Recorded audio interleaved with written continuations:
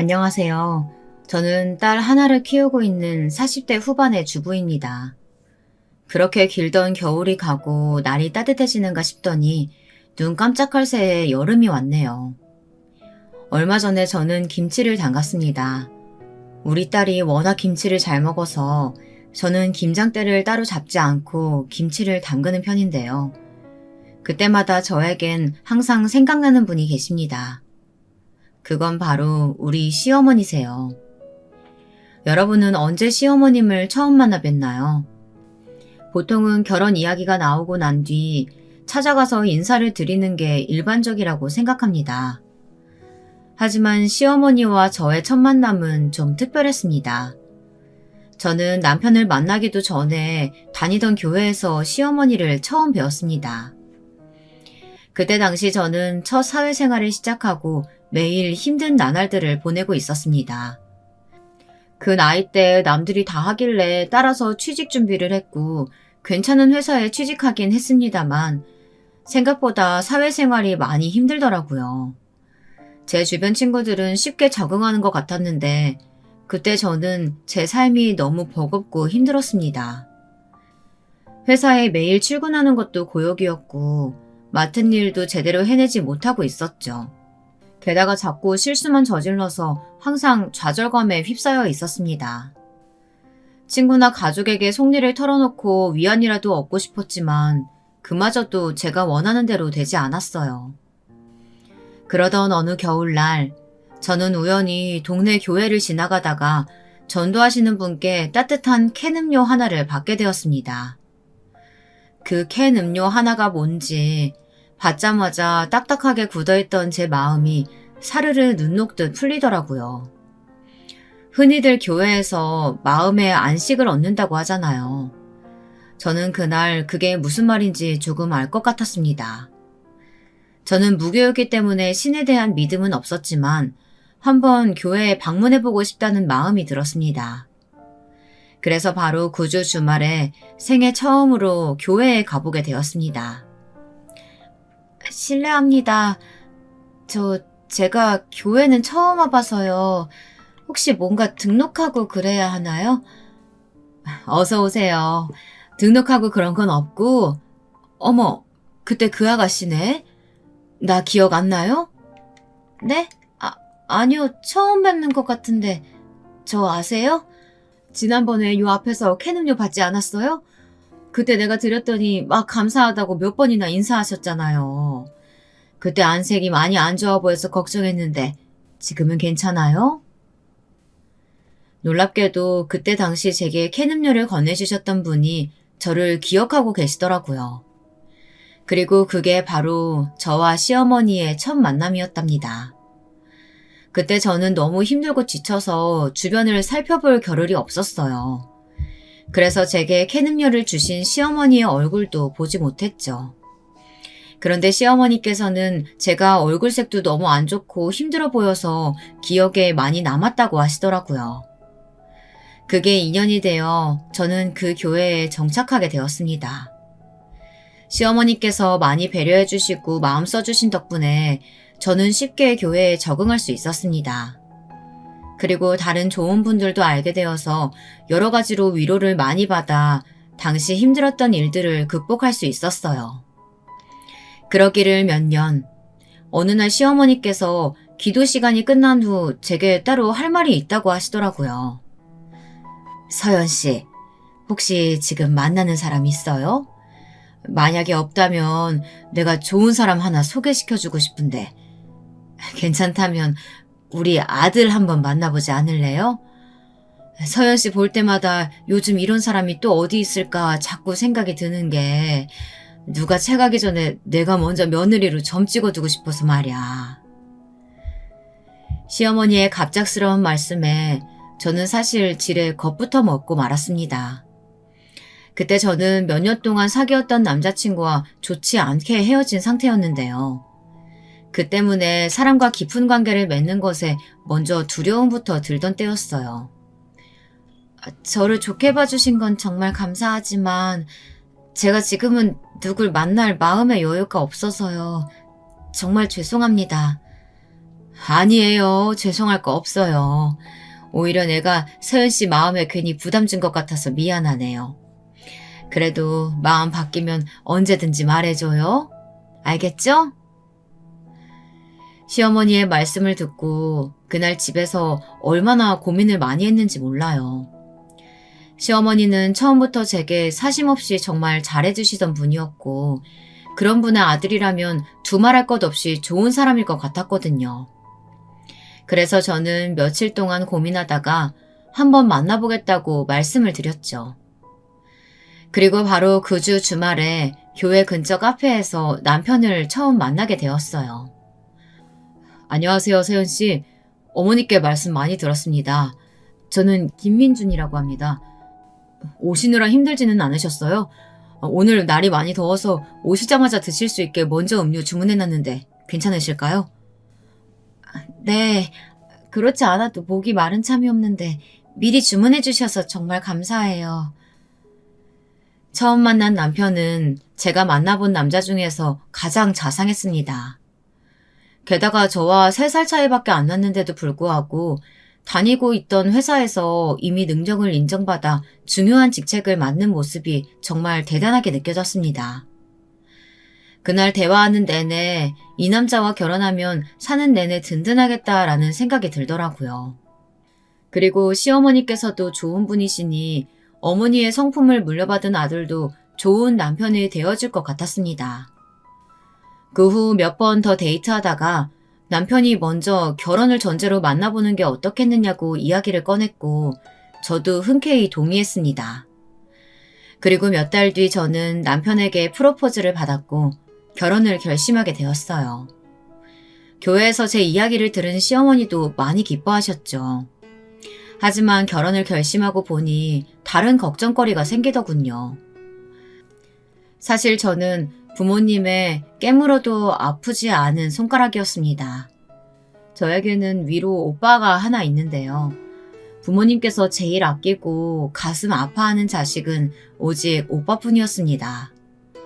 어려서부터 좋은 것, 맛있는 것은 전부 오빠 차지였고 부모님의 사랑마저 저는 오빠에게 빼앗겨서 제대로 받아보지도 못했습니다. 게다가 저와 다르게 오빠는 어릴 때부터 공부도 잘해서 항상 부모님의 사랑을 독차지했죠. 제가 아무리 노력해도 부모님께서는 제가 하는 모든 것들을 못마땅하게 여기셨어요. 당연히 이전에 만났던 남자친구들도 마음에 안 들어 하셨죠. 제 전 남자친구도 부모님의 만류와 홀대를 견디다 못해 저와 헤어졌던 거였습니다. 그래서 부모님께 처음으로 남편을 소개해드렸을 때 걱정이 많았어요. 남편의 외모나 직업, 집안 수준은 괜찮은 편이었지만 또 부모님의 눈에 안 차서 헤어지면 어떻게 하나 싶었죠. 다행히 부모님께선 남편을 마음에 들어 하셨고 덕분에 상견례 날짜도 아주 빨리 잡혔습니다. 상견례 자리에서도 부모님께선 기분이 좋아 보이셨어요. 남편도 시어머니도 마음에 드신 눈치였죠. 그런데 안도하는 것도 잠시 부모님께서 매번 다른 사람들에게 하시던 대로 시어머니께 제 흉을 보기 시작하셨어요. 서연이 애는 지 오빠랑 달리 머리도 나쁘고 할 줄 아는 것도 없어서 평생 결혼도 못할 줄 알았는데 이렇게 좋은 집안에 시집 보내게 돼서 얼마나 다행인지 모릅니다. 가르치려고 많이 노력했지만 이 정도밖에 안 되는 애라 사부인 눈에는 안 차실 수도 있겠지만요. 그래도 잘 부탁드립니다. 남편 말이 맞아요. 제 오빠의 반의 반만이라도 닮았으면 이렇게까지 말 않겠지만 사실인 걸 어쩌겠어요. 얘는 또 생긴 것도 우리 부부 안 좋은 부분만 닮아가지고 어쩜 이리 박색한지. 제가 어디 가서 제 딸이라고 말도 못한답니다. 야무지기라도 하면 좀 나으련만 뭐 하나 시키면 잘하는 걸 못 봤어요. 혹시라도 성에 안 차시면 거리낌 없이 혼내셔도 되니까 사부인께서 잘 다듬어서 가르쳐주세요. 그런데 듣고만 계시던 시어머니께선 제 부모님께 이렇게 말씀하시더라고요. 이미 훌륭한 따님분을 다듬어 가르치다뇨. 제 미숙한 아들도 서연이랑 만나더니 더 성숙해지고 성장하는 게 눈에 보입니다. 그러니 서연이에게 제가 오히려 고마울 뿐이죠. 부모 마음이야 70살 넘은 자식도 아이로 보인다지만 부디 사돈분들께서도 서연이를 흠많은 자식이라 생각하지 마시고 어엿한 성인으로 보시고 앞날을 축복해 주시지요. 시어머니의 따뜻한 말씀에 저는 조용히 눈물을 삼켰습니다. 부모님께도 받지 못했던 사랑을 시어머니께 받은 기분이었어요. 평소에도 제게 좋은 말을 많이 해주신 분이었지만 이 정도로 절 좋게 봐주고 계신 줄은 몰랐거든요. 이렇게 시어머니께서 전폭적으로 저와 남편의 결혼을 지지해 주신 덕분에 부모님께서도 흔쾌히 결혼을 승낙해 주셨고 저와 남편은 축복 속에 결혼할 수 있었습니다. 무사히 결혼식을 올린 뒤 저와 남편은 같이 맞벌이를 하면서 알뜰살뜰하게 가정을 꾸려나가기 시작했습니다. 그리고 주말에는 저와 시어머니, 남편 모두 함께 교회에 나가며 아무 문제 없이 행복한 시간을 보냈죠. 그렇게 쭉 행복하기만 했다면 얼마나 좋았을까요? 하지만 어느 날부터 단란하던 우리 가정에 금이 가기 시작했습니다. 그건 바로 남편의 새로운 취미생활 때문이었습니다. 언제부터인가 남편은 취미생활로 게임을 하기 시작했습니다. 남편이 시작한 게임은 그때 당시 게임을 안 하는 사람이어도 이름을 알고 있을 정도로 유명한 게임이었습니다. 저는 게임에 흥미가 없어 해보지는 않았지만 저와 달리 남편은 하루가 다르게 게임에 빠져들었습니다. 급기야 다들 하는 유명한 게임에서 질 수 없다면서 장비를 맞춰야 한다고 하더니 회사에서 나온 보너스를 다 써서 컴퓨터까지 새로 장만하더라고요. 그리고 안 쓰는 창고방을 정리해서 아예 그 방을 자기 서재로 하겠다더니 컴퓨터를 들여놨습니다. 그때부터 남편은 회사에서 퇴근하고 집으로 들어오기 무섭게 컴퓨터에 앉아 몇 시간씩 게임을 했습니다. 솔직히 그때까지만 해도 남편의 게임 문제가 그렇게 심각하지는 않았어요. 그냥 남편의 새로 생긴 취미 정도로 보였죠. 남편은 몇 시간 정도 게임을 하고 난 뒤에는 꼭 저와 하루를 마무리하며 대화도 나누고 밀린 집안일도 같이 하며 시간을 보냈거든요. 물론 게임하기 전후로 비교했을 때 남편과의 대화 시간이 현저하게 줄어들긴 했어요. 하지만 남편이 게임을 하면서 스트레스가 풀린다고 해서 그 정도까지는 이해하고 남편의 취미생활을 존중했습니다. 하지만 시간이 흐를수록 남편의 게임 문제는 점점 더 심해져 갔습니다. 게임 시간이 1시간, 2시간 점점 늘어나더니 나중에 가서는 저녁도 안 먹고 아예 방에 틀어박혀서 밤새 게임을 하더라고요. 거의 실시간으로 페인이 되어가는 것이 눈에 보일 정도였습니다. 결국 저는 참다 못해 남편에게 한마디 하고 말았어요. 여보, 당신 요즘 건강이 너무 안 좋아진 것 같아. 밤에는 잠을 자야 되는데 당신은 지금 잠도 안 자고 새벽까지 게임만 하고 있잖아. 그래서 말인데 이제 게임 시간을 좀 줄이는 게 좋지 않을까? 뭐? 당신 지금 내 유일한 취미생활 못하게 하려는 거야? 아니, 내가 술을 마셨어? 아니면 담배를 피웠어? 아니면 뭐 다른 문제로 당신 속썩였어? 겨우 게임 하나 하면서 스트레스 푸는데 나보고 이젠 그것조차 하지 말라는 거야? 아니, 나는 당신 몸이 안 좋아지는 게 너무 잘 보여서 걱정돼서 그렇지. 그리고 게임을 아예 하지 말라는 게 아니라 조금만 줄여보자는 거잖아. 당신 게임하느라 평일에는 잠도 못 자고 주말에는 몰아서 자고. 그래서 교회도 못 나가잖아 지금. 그래서 게임 시간 좀 줄이고 건강 좀 챙기자는 건데 그게 그렇게 어려워? 그게 그 소리지 뭐가 달라. 아 됐어. 게임 시간 줄이느니 차라리 교회 안 나가고 말지. 어차피 난 원래 교회 다니고 싶지도 않았어. 엄마가 하도 같이 가자고 해서 억지로 갔던 거지. 이왕 이렇게 된 거 그냥 당신이랑 엄마랑 둘이서 사이좋게 다니면 되겠네. 아 여보, 그렇게 문 닫고 들어가면 어떻게 대화를 해. 좀 나와봐. 그날 남편은 제게 불같이 화를 내더니 서재 문을 잠그고 들어가서는 밤새도록 나오지 않았습니다. 그 후에도 남편은 제가 게임 시간에 대해서 말을 꺼내면 있는 화 없는 화 다 내고는 서재에 틀어박혀 문을 걸어 잠그고 보란듯이 밤새 게임을 했습니다.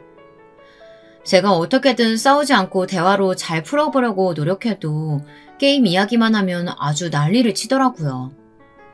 그렇게 남편과 냉전 아닌 냉전을 치르던 중 저는 갑자기 몸 상태가 좋지 않아 병원에 가게 되었습니다. 축하드립니다. 임신 12주 차시군요. 지금 산모님 상태를 보니까 안정기에 접어드신 것 같아요. 그래도 되도록 안정 취하셔야 되고 스트레스 받지 않게 조심하셔야 합니다. 저는 그 말을 듣고 깜짝 놀랐습니다. 입덧도 없었는데 임신이라니. 너무 갑작스러워서 정신이 없었어요.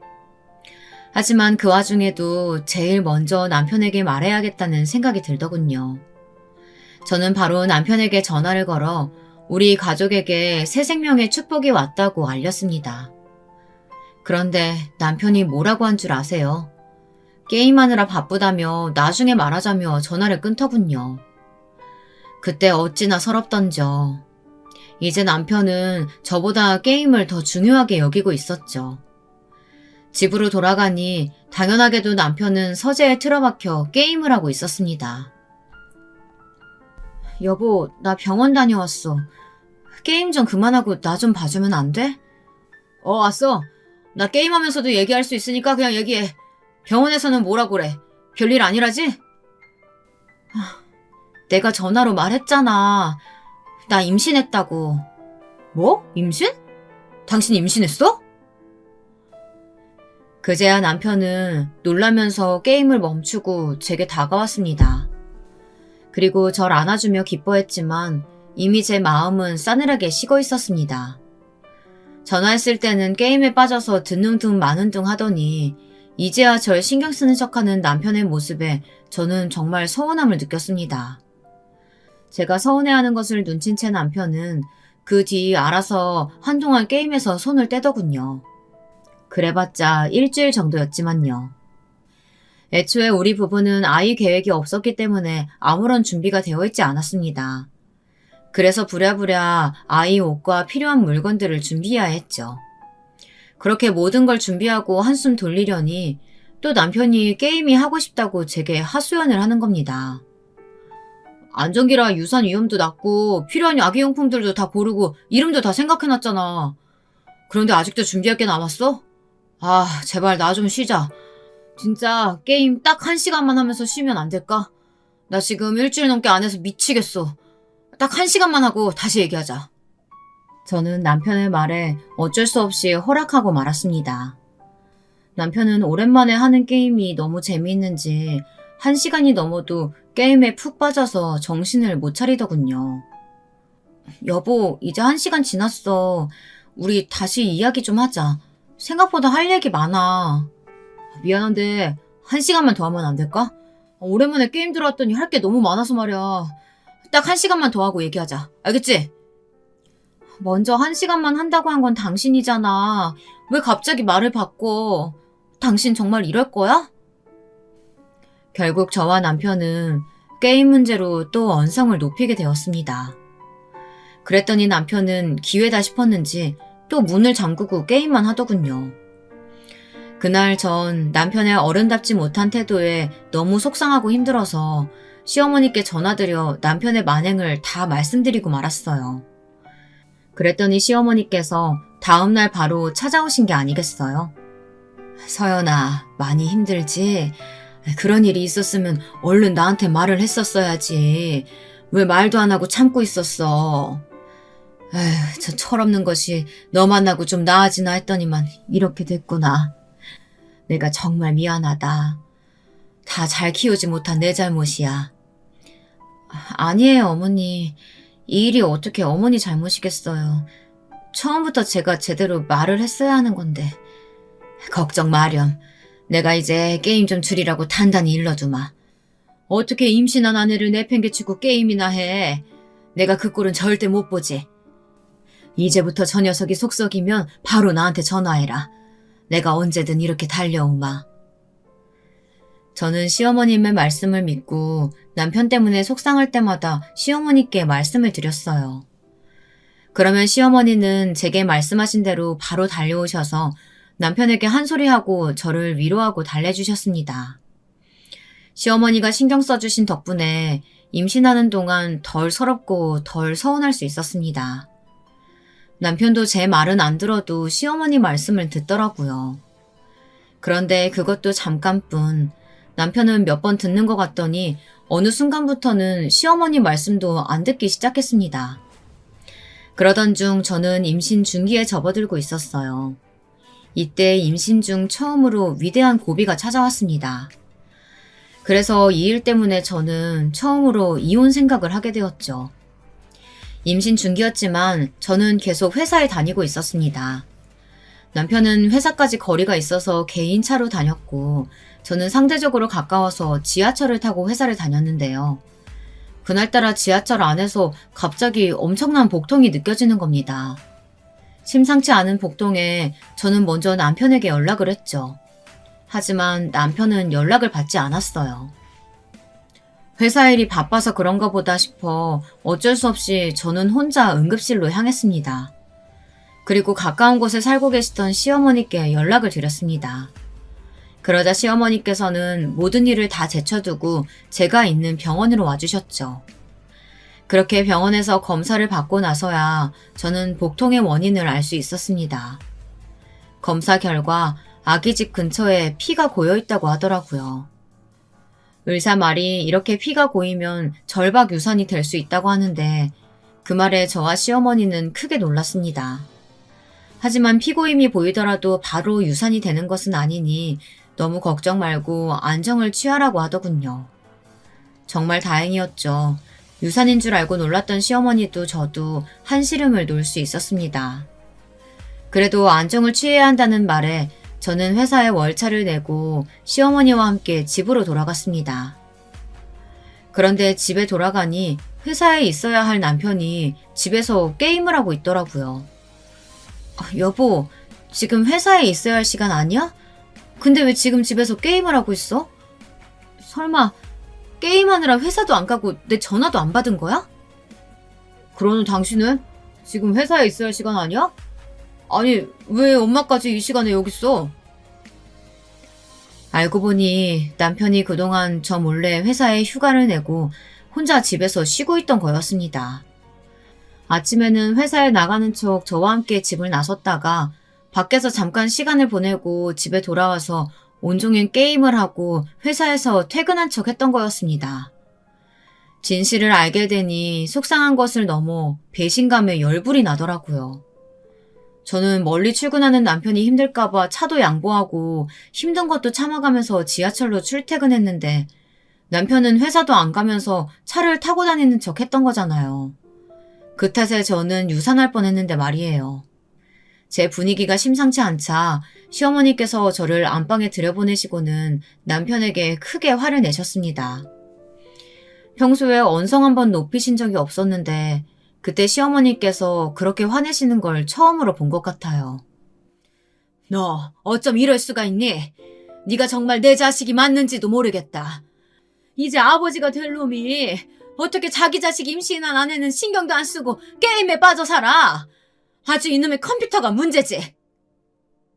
엄마 그만해요. 다음부터 안 그러면 되잖아요. 왜 멀쩡한 컴퓨터를 부시려고 하세요? 네가 게임 빠져서 정신 못 차리는 동안 서연이는 유산할 뻔했어, 이 녀석아. 너, 네 아내랑 네 자식까지 다 죽어야지 정신 차릴래?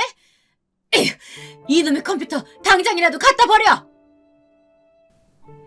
그날 시어머니께서는 남편의 컴퓨터를 던져서 부숴버리셨어요. 그동안 저는 안방에서 하염없이 울고 있었습니다. 결혼 전에는 저런 사람이 아니었는데 어쩌다 이렇게까지 된 건지 모르겠더라고요. 그래도 시어머니께서 저보다 더 크게 화내주셔서 속상하고 서글픈 마음이 조금이나마 가라앉았습니다. 동시에 이런 모습을 보여드려서 죄송한 마음이 컸죠. 시어머니께서 컴퓨터를 부순 이후 남편은 게임 이야기를 꺼내지도 않고 한동안은 잠잠하더라고요. 그렇다고 절 잘 챙겨주거나 신경 써준 건 아니었어요. 남편은 저를 챙겨주는 신용만 하고 얼마 안 가 PC방을 다니면서 다시 게임에 빠져들었습니다. 그때만 생각하면 아직도 마음에 쌓인 울분이 그대로 느껴집니다. 그래도 당시에 저는 남편이 게임에 질리면 다시 예전으로 돌아올 거라는 믿음이 남아 있었습니다. 하지만 전 몰라도 너무 몰랐던 거죠. 중독이라는 건 빠져나오기 힘든 병이라는 걸 말이에요. 남편은 이미 게임 중독자였는데 시어머니도 저도 그 부분에 대해서 너무 늦게 알았던 겁니다. 그걸 깨달은 건 바로 출산 때였어요. 그날은 주말이라 남편도 회사를 쉬고 저도 출산 휴가를 내서 쉬고 있던 때였는데요. 아무래도 느낌이 심상치가 않은 거예요. 애가 나올 수도 있겠다 싶더라고요. 그래서 저는 남편한테 오늘은 어디 가지 말고 저와 함께 있어달라고 했습니다. 뭐? 안 돼. 나 오늘 게임에서 이벤트 시작하는 날이란 말이야. 오늘 꼭 게임 들어가야 돼. 여보, 진짜 제발 오늘만은 내 옆에 있어주면 안 돼? 나 진짜 느낌이 이상하다니까. 우리 애기 오늘 나올 것 같아. 갑자기 진통 올 것 같아서 너무 무섭단 말이야. 제발 옆에 있어줘. 그거 그냥 다 기분 탓이야. 아직 예정일도 며칠이나 남았잖아. 그러니까 걱정하지 말고 쉬고 있어. 만약에 진통 오면 나한테 전화하고. 그럼 나 바로 올게. 제가 아무리 말려도 남편의 뜻은 꺾이지 않았어요. 결국 남편은 PC방에 갔고 저는 어쩔 수 없이 혼자 집에 있어야 했죠. 그런데 남편이 PC방에 간 지 1시간도 안 돼서 정말로 진통이 시작된 겁니다. 저는 아픈 배를 붙잡고 서둘러 남편에게 전화를 걸었죠. 첫 번째로 걸었을 때는 받지도 않더라고요. 그래서 2번, 3번 전화를 걸었더니 그제야 남편은 전화를 받았습니다. 여보 왜? 나 지금 바빠. 여보, 나 진통 시작됐어. 나 병원 가야 할 것 같아. 뭐? 지금 진통 시작됐다고? 안 되는데. 나 지금 당장은 못 가. 딱 30분만 참아봐. 할 수 있지? 그게 지금 무슨 말이야. 전화하면 바로 온다며. 여보세요? 하지만 남편은 제게 30분만 참으라고 하더니 전화를 끊어버렸습니다. 세상에 진통 중인 아내 보고 30분만 참으라고 하는 남편이 어디 있나요? 당연히 저는 30분을 참을 수 없었습니다. 저는 울면서 혼자 택시를 타고 병원에 갔어요. 그런데 병원에 가는 도중 시어머니께 전화가 와서는 지금 어디냐고 물으시더라고요. 저는 배가 아파 정신없는 와중 급한 대로 도착한 병원 이름을 대고 바로 분만 대기실에 들어갔습니다. 그리고 저는 진통만 10시간 넘게 겪다가 예쁜 딸을 낳았습니다. 탯줄은 바로 병원으로 와주신 시어머니께서 잘라주셨고요. 그리고 그때까지 남편은 게임한다고 오지 않았습니다. 이후 딸을 안고 있는 상태로 기진맥진해 있는데 어떻게 시어머니께서 딱 그 순간에 저한테 연락하셨는지 궁금해지더라고요. 그래서 시어머니께 여쭤봤더니 글쎄 남편이 연락을 했다는 겁니다. 민준이 그 녀석이 지금 네가 진통 왔는데 자기가 너무 바빠서 너한테 갈 수가 없다고 나보고 대신 연락해보라고 하더구나. 그래서 바로 너한테 전화 걸었던 거란다. 도대체 그 녀석은 뭐가 그렇게 바쁘다고 아내가 진통 왔는데도 못 온다니? 제 전화가 마음에 걸리긴 했는지 남편이 시어머니께 전화를 드렸던 거였습니다. 자기가 게임하느라 못 간다는 건 쑥 빼놓고 말이죠. 거기서 저는 쌓였던 화가 터져서 오열하고 말았습니다. 그리고 있는 사실 그대로 시어머니께 다 말씀드렸어요. 시어머니께서는 정말 머리 끝까지 화가 나셨던 것 같았습니다.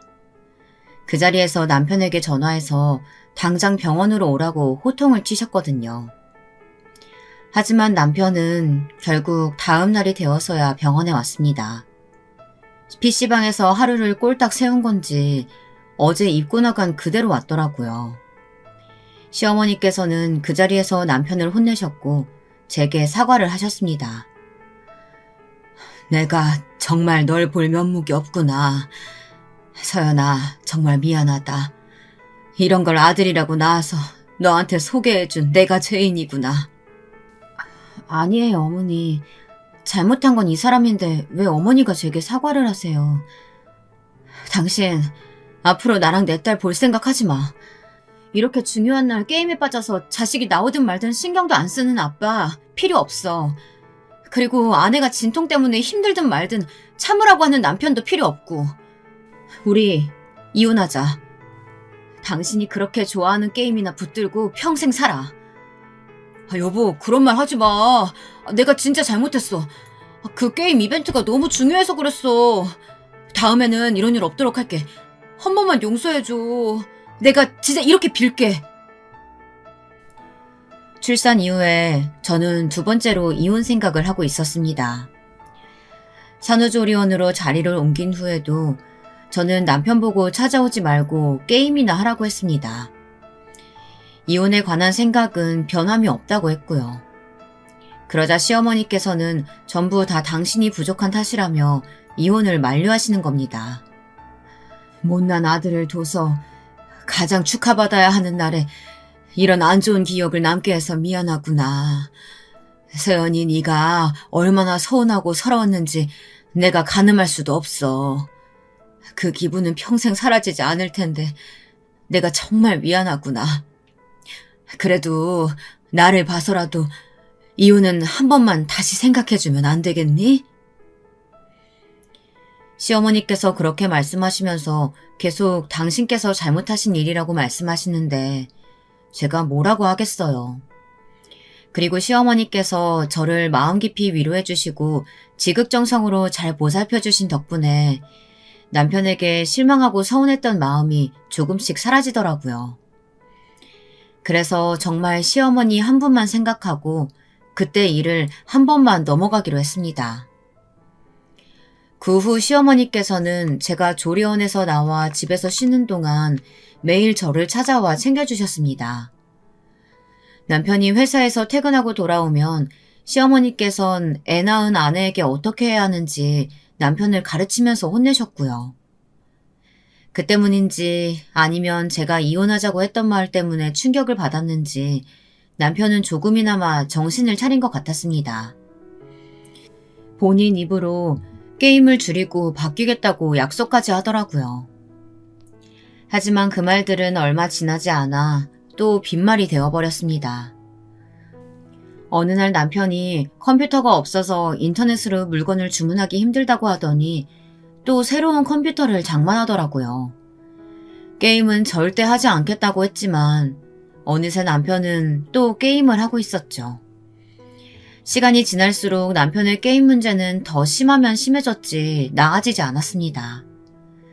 당시 저는 회사에서 정말 중요한 시기를 보내고 있었어요. 그래서 임신한 몸으로도 회사에 출근하다가 출산할 때만 휴가를 썼던 거죠. 육아휴직은 꿈에도 못 꿀 정도였습니다. 하지만 아이를 돌볼 사람은 반드시 있어야 했죠. 그런데 제가 이 일로 고민하고 있으니 남편이 선뜻 자신이 육아휴직을 신청하겠다고 하는 겁니다. 조금 미심쩍은 기분이 들었지만 그래도 남편이 육아휴직을 하겠다고 말하니 그 부분은 정말 고맙더라고요. 왜냐면 친정에서는 저한테 본인들께 육아를 맡길 생각 따위 하지 말라고 미리 으름장을 놨었거든요. 오빠네 아이들을 돌보느라 이미 힘들다고요. 저는 시어머니가 남편을 혼내고 가르치셨으니 남편도 조금은 달라져서 믿을 수 있지 않을까 생각했습니다. 그래서 저는 남편을 믿고 육아를 맡기기로 했습니다. 그러자 시어머니께서도 팔 걷고 나서서 당신께서 도와주실 테니 걱정하지 말고 회사 일에 전념하라고 하시더라고요. 옛날에는 여자가 애 낳으면 꼼짝없이 집에서 애만 보고 집안 살림만 해야 했어. 그런데 요즘은 그런 세상이 아니지 않니? 나는 길 다니다가 열심히 사는 애들 보면 정말 보기 좋고 응원해주고 싶어진단다. 나도 세상이 이렇게 바뀔 줄 알았다면 직장 하나 정해서 몸담고 있었을 거야. 저는 그 말을 듣고 참 많은 생각이 들었습니다. 시어머니께선 시아버지 때문에 억지로 가정주부로 사신 분이셨거든요. 시어머니께선 하고 싶은 것도 많으셨고 능력도 있던 분이셨지만 시아버지가 여자는 집에서 살림하고 애 보는 게 도리라며 일하겠다는 시어머니께 엄청나게 화를 내셔서 어쩔 수 없이 가정주부로 사셨다고 하셨습니다. 고집불통이던 네 시아버지 돌아가시고 그 후에 나도 일자리 구하려고 했단다. 하지만 나이 때문에 일을 구하기가 쉽지가 않았어. 더군다나 건강도 예전 같지 않아서 뭐든 쉽게 할 수 없는 몸이 됐지. 돈은 벌어야겠는데 몸은 안 따라줘. 나이도 많다고 안 뽑아줘. 그때 참 많이 힘들었단다. 그나마 지금까지 하는 반찬 가게 일이 있어서 다행이었지. 시어머니께서는 음식 솜씨가 정말 좋으셨습니다. 그래서 음식 솜씨 하나로 반찬 가게 일자리를 구하셨죠. 이후 일주일에 3번 정도 시어머니께서 반찬 가게에 일이 없는 날마다 딸을 봐주러 오셨습니다. 솔직히 남편에게만 아이를 맡기는 게 불안하고 믿음직스럽지 못했는데 시어머니께서 도와주신다고 하셔서 저는 정말 마음이 놓이면서도 죄송스러웠습니다. 그런데 남편은 시어머니께서 집에 찾아와 애를 봐주시자 시어머니께 다 맡기면 된다고 생각했는지 본인이 해야 할 일도 점차 시어머니께 맡기고 아예 육아에서 손을 놓기 시작했습니다. 게다가 육아휴직으로 회사를 쉬니 이제는 밤새도록 게임하고 아침 나절에 잠을 자는 거예요. 저는 결국 직장도 다니고 집안일도 혼자 다 했고 새벽에 애가 울면 깨서 혼자 돌봐야 했습니다. 제가 독박 육아에 힘들어하는 동안 남편은 게임을 하거나 제가 회사에 다녀오면 변명하기 바빴습니다. 아, 힘들었다. 나 여보가 회사에 다녀오는 동안 애 보고 집안일 하느라 힘들었어. 아, 이제 좀 잘게. 깨우지 마. 남편은 뻔뻔스럽게도 애를 돌보느라 힘들었다며 저에게 딸을 맡기고 자는 겁니다. 저야 당연히 남편의 말을 믿을 수가 없었죠. 제가 직장에 있는 동안 애 보고 집안일 하느라 힘들었다면 집안의 모습이 어딘가 달라져 있어야 하지 않겠어요? 그런데 아침에 제가 두고 나간 빨래는 빨래통에 그대로 남아 있었고 설거지도 하나도 안 되어 그대로 쌓여 있었습니다. 심지어 애가 입고 있던 옷도 기저귀도 더러운 상태 그대로더군요. 여보, 애 기저귀는 제때 갈아줘야지. 안 그러면 발진 생긴다고 내가 말했잖아. 어머니도 말씀하셨던 건데 이걸 그대로 두면 어떡해. 어머, 세상에 우리 딸 눈 부은 것 좀 봐. 애가 울다 지쳐서 자게 만든 거야, 당신? 애가 울다 지쳐서 잔 게 아니라 아기니까 원래 울고 자고 그러는 거지. 아, 몰라. 난 할 만큼 했어. 나 잘 거니까 조용히 좀 해. 남편의 말을 들으니 제가 회사에 가 있는 동안 어떤 일이 벌어졌는지 눈에 훤하게 보이더라고요. 자기 딸이 울든 말든 남편은 집안일도 제쳐두고 게임을 했을 게 분명했습니다. 그리고 아이 밥도 챙겨주지 않고 자기 배고픈 것만 알아서 차려 먹었을 거라고 생각하니 남편이 정말 무심하고 차갑게 느껴지더라고요. 하지만 제가 소리치든 말든 남편은 제 말을 들어주질 않았습니다. 저는 출산 후 거의 바로 직장에 복귀하는 바람에 제대로 쉬지도 못해서 관절이 많이 안 좋아졌습니다. 아기의 몸무게가 나날이 늘어갈 때면 아기를 안고 들어 올리려고 힘을 주면 관절들에서 뚝뚝 소리가 나는 건 예산일이었고 모든 필수적인 일상 행동들조차 버겁게 느껴졌습니다. 그런데 그런 시기에 남편은 게임에 빠져 살았고 저는 그런 남편이 점점 원수처럼 보였습니다. 그때 남편과 참 많이도 싸웠죠. 아마 그때부터 저와 남편의 사이에는 지을 수 없는 금이 생겨 있었던 것 같아요. 아니면 이미 쌓이고 쌓였던 게 터졌던 거일지도 모르겠습니다. 그런 상황에서 제게 시어머니의 도움은 한 줄기 빛과 같았어요. 시어머니께서 집에 와주신 날에는 확연히 티가 났죠. 그때마다 저는 매번 시어머니께 전화를 드려 감사 인사를 드렸습니다.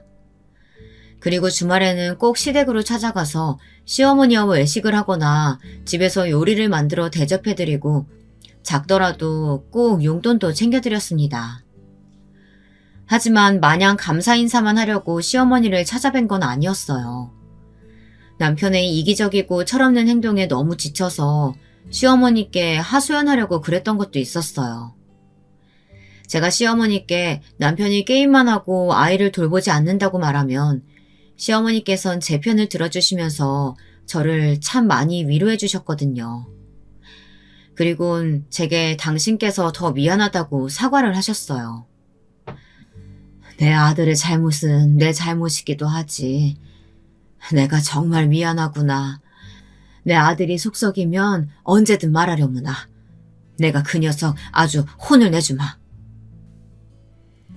그러다가 남편과 완전히 갈라서게 된 결정적인 사건이 일어났습니다. 그때는 남편의 육아휴직이 거의 끝나갈 무렵이었던 겨울이었어요. 그날 남편은 제가 출근 후 잠깐 환기를 시킨다며 베란다 문을 활짝 열어놓았답니다. 그런데 남편이 딸을 거실에 눕혀놓은 것도 깜빡 잊고는 방에 들어가서 혼자 방문을 닫고 저녁까지 게임을 했다는 거예요. 딸은 제가 퇴근할 때까지 찬바람이 쌩쌩 부는 거실에 하루 동안 꼬박 누워 있었던 겁니다. 그러니 애가 멀쩡했겠어요. 몸 상태가 얼마나 안 좋았는지 제가 딸을 안았을 때 열이 펄펄 끓는 게 피부로 느껴질 정도였어요. 저는 곧장 딸을 들쳐안고 응급실로 뛰어갔습니다. 그랬더니 의사 말이 급성 폐렴이라더군요. 조금만 늦게 왔으면 딸아이의 목숨이 위험했을 거라고 했죠. 딸은 바로 입원을 했고 남편은 몇 시간이 지난 뒤에서야 병원에 왔습니다. 그 자리에서 저는 더는 참지 못하고 분노를 터뜨리고 말았습니다. 의사가 뭐래? 그냥 감기라고 그러지? 나 참, 당신은 별것도 아닌 일에 너무 호들갑 떠는 게 문제야. 우리 하윤이 급성 폐렴이래. 조금만 더 위험했으면 죽을 수도 있었대. 그런데 뭐라고? 지금 내가 호들갑을 떤다고? 폐렴이었어? 난 몰랐지. 근데 폐렴으로 죽을 수도 있어? 뭐? 지금 당신 할 말이 그것밖에 없어? 내가 애가 열난다고 응급실 가자고 문 두드렸을 때 당신이 나한테 뭐라고 했는지 기억은 해? 지금 중요한 판이라고 나중에 따라가겠다고 하고 게임만 했지. 그리고 이렇게 추운 날 베란다 문을 열어놓고 애를 버려도? 당신 제정신이야? 그건 잠깐 환기한다고 열어뒀던 거야. 그리고 깜빡했던 것뿐이고. 그게 지금 할 말이야? 당신 딸이 죽을 뻔했다고. 당신 딸이. 안 되겠어. 나 당신 같은 사람이랑 더는 못 살겠어. 우리 이혼하자. 또 이혼 얘기야? 야, 도대체 내가 뭘 그렇게 잘못했냐? 결국 애는 안 죽었잖아. 그럼 된 거 아니야? 난 너랑 애 때문에 이번에 게임에서 중요한 판 다 망쳤다고. 나만 손해봤단 말이야. 뭐? 중요한 판? 당신 이 상황에 아직도 게임 얘기를 하는 거야? 정말 당신 게임에 미쳐도 단단히 미쳤구나. 당신은 딸보다 게임이 더 중요해? 남편이 하는 말을 들으니 그동안 참아왔던 불만과 분노가 일순간에 터져나오더군요. 그렇게 한 차례 남편과 싸우고 나니 남편의 모습이 똑바로 눈에 들어왔습니다. 남편은 그냥 게임에 미쳐있는 사람이었습니다. 그리고 육아를 위해서 육아휴직을 한 게 아니라 그동안 하고 싶었던 게임을 하기 위해 육아휴직을 한 사람이었던 거죠. 저는 남편에게 완전히 정이 떨어져서 남편을 병실에서 쫓아냈습니다. 남편은 화를 내면서도 게임을 할 수 있다는 생각이 들었는지 가볍게 집으로 돌아가더군요. 다음 날 소식을 들으신 시어머니께서 집에서 게임을 하는 남편에게 크게 화를 내셨다고 했습니다. 그리고 곧장 병원으로 오셨죠. 제가 딸아이 손을 잡고 울고 있는 동안 시어머니께서 제 손 위에 손을 겹쳐 잡으시곤 이렇게 말씀하셨습니다. 내 아들이지만 저런 놈을 남편으로 데리고 살다간 하연이도 죽고 너도 마음고생해서 몸 상할지도 모른다. 하나보단 둘이 낫다지만 둘보다 하나가 나을 때도 있어. 서연아, 그동안 내 아들 참고 살라고 말해서 미안하다. 이제라도 갈라서서 하윤이랑 둘이 살도록 해. 그리고 서연이 네 삶을 살아. 사실 저는 고민을 많이 하고 있었습니다. 시어머니께선 정말 좋은 분이셨고 시어머니께서 만약 한 번 더 용서하라고 말씀하시면 용서를 하게 될지도 모른다고 생각했거든요. 아들을 용서하고 그냥 살아달라고 하는 시어머니들이 수두룩한데 그런 사람들과 달리 우리 시어머니께선 그런 분이 아니셨어요. 저를 진심으로 딸처럼 걱정하고 계셨던 겁니다. 저는 시어머니의 말씀을 듣고 마음을 단단히 굳혔습니다. 하지만 남편은 이혼하지 않겠다고 버티더라고요. 결국 저는 이혼 소송을 했습니다. 그런데 위자료, 재산 분할, 양육권, 양육비를 청구하면서 알게 된 건데 남편이 저 모르게 상당히 많은 빚을 지고 있었다는 거예요. 그동안 게임에 쓴 돈이 다 대출해서 썼던 것이었고 그게 약 5천만 원 정도라지 뭐예요. 도대체 어떻게 하면 게임에 5천만 원이나 쓸 수 있나요? 그동안 내가 이런 사람이랑 살았다니 속이 터질 것 같더라고요. 하지만 남편은 뻔뻔하게도 이혼소송 중에 저 때문에 스트레스를 받아 게임을 하게 된 것이고 그것 때문에 쓴 돈이 5천만 원이니 빚에 대한 채무를 반반 나눠야 한다고 주장했습니다. 저는 남편의 그런 모습에 없던 정까지도 다 떨어지더라고요. 물론 그 채무는 오롯이 남편이 자신의 유흥을 위해 쓴 것이기 때문에 남편의 주장은 받아들여지지 않았습니다. 하지만 위자료나 재산 분할, 양육비는 남편이 돈이 없어서 받을 수 없었고 그저 같이 살던 집과 가구 등 돈 되는 걸 전부 제가 가지는 것으로 결론이 났습니다. 이혼 확정 판결을 받은 날 밤 앞으로 어떻게 살아야 하나 고민하고 있는데 시어머니께서 집으로 찾아오셨습니다. 이혼 소송 기간 동안 남편은 시댁에서 지내고 있던 터라 남편이 시어머니를 따라서 올 줄 알았는데 같이 오지 않았더라고요. 보나마나 게임을 하고 있겠지 싶었는데 시어머니께서 먼저 말을 꺼내시더군요. 이제 앞으로 어떻게 살 계획이니 서연아? 우선 이사갈 생각을 하고 있어요. 그리고 회사 다니면서 어떻게든 우리 하연이 잘 키워봐야죠. 그래, 둘이서 살기에는 이 집이 좀 넓기는 하지. 그리고 혹시나 궁금할까봐 말해둔다만 민준이는 내가 정신 차리라고 집에서 쫓아냈단다. 혹시라도 찾아오면 절대 받아주지 마렴. 그리고 이거 받아라. 이게 무슨 봉투예요, 어머니? 내 아들이 너한테 줘야 하는데 내가 대신 주마. 우선은 이거라도 받으렴. 1,000만 원이란다. 1,000만 원이라니. 어머니, 이렇게 큰 돈을 어디서 구하셨어요? 내가 조금씩 모아둔 돈이란다. 이걸로 네가 받은 상처가 사라지지 않을 거란 거 알지만 내 마음이니까 받아주면 좋겠구나. 그리고 이혼은 했다지만 가끔 연락은 하고 살았으면 좋겠어. 그동안 널 내 딸처럼 생각하며 살았는데 갑자기 연락이 끊기면 어떻게 살아야 할지 모르겠다. 당연하죠, 어머니. 저도 어머니를 제 친어머니처럼 생각하고 살았는걸요. 그리고 어머니는 하윤이의 할머니시잖아요. 제가 연락 자주 드릴게요. 시어머니께서 제 손에 쥐어주신 돈 1,000만 원을 받고 저는 눈물을 흘렸습니다. 이혼할 때 제일 많이 갈등했던 건 남편 때문이 아니라 시어머니 때문이었거든요. 시어머니께서 저를 딸처럼 여겨주시고 아껴주시는 걸 아는데 이혼하면 그 인연이 전부 다 끊길까 내내 걱정했습니다. 그런데 먼저 이렇게 손을 내밀어 주시니 저는 더할 나위 없이 감사했어요. 그렇게 저는 이사를 했습니다. 시어머니께 이사한 곳의 주소를 알려드렸고 때 되면 딸의 얼굴 사진도 보내드리면서 지냈어요. 그런데 어느 날부터 시어머니께서 우리 집으로 김치며 반찬들을 보내주기 시작하셨습니다. 그때마다 김치통에는 시어머니의 자필 편지가 있었고요. 언제나 제 건강과 딸아이의 건강, 어떻게 잘 지내고 있는지, 당신께서는 어떻게 지내시는지에 대한 이야기가 가득했습니다. 그 편지를 받을 때마다 저는 시어머니께서 잘 지내시는 것 같아서 안도하는 동시에 너무 죄송했습니다. 시어머니께서 연세도 있으셔서 힘드신 것을 알고 있었거든요. 그래서 저는 시어머니께 연락해서 다른 반찬들이나 김치를 챙겨주지 않으셔도 되니 무리하지 마시라고 말씀드렸습니다. 괜찮다. 내 마음 편하자고 그러는 거니까 부담 갖지 말고 받아. 이렇게라도 하니 안심이 돼서 좋구나.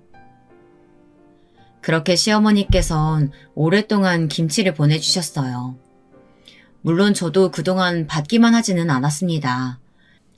김치를 받으면 꼭 김장값과 용돈을 보내드렸고 시어머니 생신이나 명절에도 꼭 음식과 돈을 챙겨 보내드렸어요. 하지만 시어머니께 찾아가지는 못했습니다. 혼자 애 키우는 일이 만만치 않기도 했고 일도 바빴는데 그중 제일 큰 이유는 남편이랑 마주칠까 봐서였어요. 제가 잘못한 것도 아니었지만 딸을 보게 해달라며 전 남편이 들러붙을 것 같았거든요. 그러다 꼭 10년째 되던 해에 너무 놀라운 일이 벌어졌어요.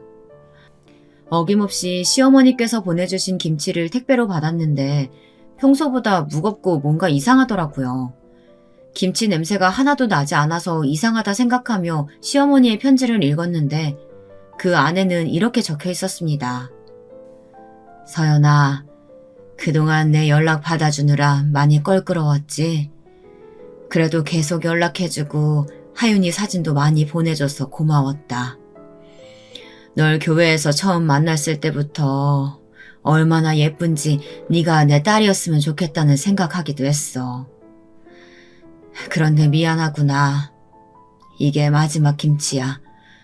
다음 생엔 내 딸로 태어나 줄래? 사랑한다, 서연아. 편지의 내용도 이상하고 받은 김치통도 이상해서 얼른 통을 열어보니 거기에는 김치가 아닌 다른 게 있었습니다. 김치통 안에는 현금 5만원권 다발이 수북히 쌓여 있었어요. 너무 놀라서 시어머니께 전화했는데 시어머니께선 전화를 받지 않으셨습니다. 그래서 저는 회사에 월차를 내고 그동안 가지 않았던 시어머니 댁으로 찾아갔죠. 그런데 시어머니께서 댁에 안 계신 거예요. 저는 너무 걱정되는 마음에 고민하다가 결국 전 남편에게 연락했습니다. 우리 엄마? 지금 요양원에 계셔. 요양원? 건강하시던 분이 왜 갑자기 요양원에 가셨는데? 우리 엄마 암 걸리셨대. 그래서 주변에 민폐 끼치고 싶지 않으시다고 요양원에 들어가신 거야. 뭐라고?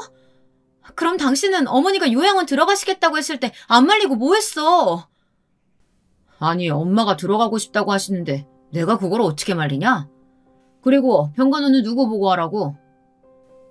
정말 네가 그러고도 인간이니? 넌 네 엄마를 그렇게 보내고 싶었어? 됐고, 요양원 이름이나 얘기해. 전 남편은 이혼 전이나 후나 제정신이 아닌 것 같았어요.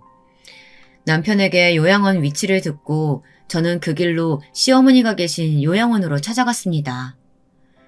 그리고 좁은 요양원 방에 계시던 시어머니를 만나뵐 수 있었습니다. 멍하니 창밖만 바라보고 계시는 시어머니를 보니 눈물이 앞을 가렸습니다. 어머니, 대체 왜 여기서 이렇게 계신 거예요? 어머, 서연아, 네가 여기를 어떻게 알고? 저 민준 씨한테 다 들었어요. 이러지 마시고 우리 집으로 가요, 어머니. 제 집에 방 많으니까 우리 같이 지내요, 네? 그냥 내버려 두렴. 다 늙어서 아픈 몸으로 어떻게 같이 살겠니? 너는 내 딸이나 다름없는데 내가 어떻게 부담을 줄 수 있겠어? 나 신경 쓰지 말고 내가 준 돈으로 딸 잘 키우고 다른 좋은 남자 만나서 잘 살아. 알고 보니 시어머니께서 제게 보내주신 돈은 본인의 전 재산을 처분해서 주신 돈이었더라고요. 자기 아들보다 며느리를 더 챙겨주시는 시어머니라뇨. 시어머니께선 저를 정말로 친딸처럼 여기셔서 제게 재산을 물려주신 것이었습니다. 저는 친정 부모님보다도 더 저를 챙겨주시고 아껴주신 분을 모른 척할 수가 없었습니다. 알아보니 시어머니께선 이미 췌장암 사기여서 치료를 해도 소용이 없다고들 했지만 저는 끝까지 시어머니를 포기하지 않았습니다. 저는 시어머니를 요양원에서 모셔오고 난 후 취장암 치료 전문의가 있는 병원으로 시어머니를 모시고 갔습니다. 포기하지 않고 꾸준히 치료를 병행하고 좋은 음식을 드시게 하며 스트레스 받는 일 없이 지내시게 많이 신경을 썼어요. 내가 딸을 잘 만나서 이렇게 말년에 호강하고 살아요. 우리 딸 정말 대단하죠? 시어머니께서는 병원에서도 다른 친구분들께도 제 자랑을 그렇게 많이 하셨습니다. 치료 덕분인지 아니면 좋은 음식을 먹으신 덕분인지 시어머니께선 췌장암 4기였지만 5년을 더 살다가 가셨어요. 그동안 딸과 시어머니 저 이렇게 셋이서 함께 놀러 다닐 수 있는 곳은 같이 다니며 쌓을 수 있는 좋은 추억을 많이 만들었죠. 그래도 많은 추억을 쌓기에 5년은 너무 짧은 시간이었습니다. 곧 시어머니의 기일이 돌아옵니다. 저와 딸 그리고 시어머니와 함께 찍은 가족 사진을 볼 때마다 시어머니가 참 많이 보고 싶습니다. 저는 시어머니께서 남겨주신 재산 덕분에 딸이 성인이 될 때까지 아무 탈 없이 잘 키울 수 있었습니다.